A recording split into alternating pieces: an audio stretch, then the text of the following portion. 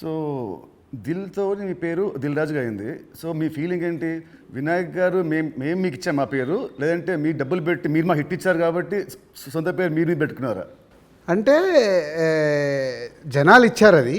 పోతే నీకు గుర్తుందో లేదో, ఆ దిల్ టైటిల్ మన దగ్గర లేకుంటే దిల్ పెడదామని నితిన్ అడిగినప్పుడు బూరుపల్లి శివరామకృష్ణ గారి దగ్గర ఆ టైటిల్ ఉంది.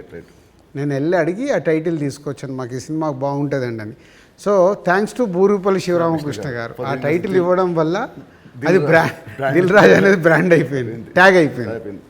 సో ఇప్పుడు మీరు ఎస్విసితో పాటు లార్వేన్ ఏ company, Dil Raju productions, Dil Raju dreams, ఇలా మీ బయోపిక్కి తగ్గట్టు కంటెంట్ని బాగా గట్టిగా నేస్తున్నారు.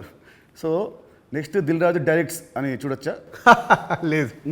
ఎందుకు? ప్రస్తుతానికి లేదు. సినిమా మీకు కెమెరా తెలుసు, మీకు నాలెడ్జ్ ఉంది, ఎడిటింగ్ తెలుసు, అన్నీ తెలుసు, మీకు ఎందుకు తీయట్లేదు?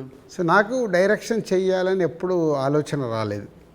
యాక్చువల్ వివి వినాయక్ ఆ బొమ్మరిల్ అయిన తర్వాత నాకు సజెస్ట్ చేశాడు, అన్న నువ్వు డైరెక్షన్ చేసేయగలుగుతావు, చెయ్యు అని.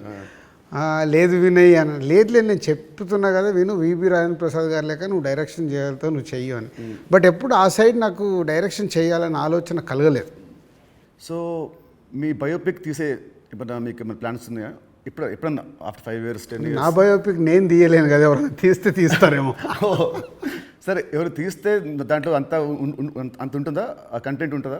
డెఫినెట్గా. అంటే ఇట్స్ బిగ్ జర్నీ కదా నాది. ఇప్పుడు ఫిలిం ఇండస్ట్రీకి 94 వచ్చాను.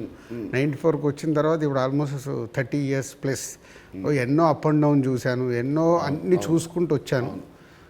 సో బయోపిక్ చేస్తే దానికి ఏ హీరో అయితే బాగుంటుంది? బట్ నాకు బాగా ఫేస్ మ్యాచ్ అయ్యేది నువ్వు ఒకటే. చాలా మంది అంటారు నితిన్ మీ బ్రదర్ అని. సో రాజుగారి బయోపిక్లో హీరోగా నేనే, ఇది ఫిక్స్ అయిపోయింది. ఇప్పుడు ఇవాళే ఈయన ప్రొడక్షన్ డైరెక్షన్ చూద్దాము, నేను హీరోని.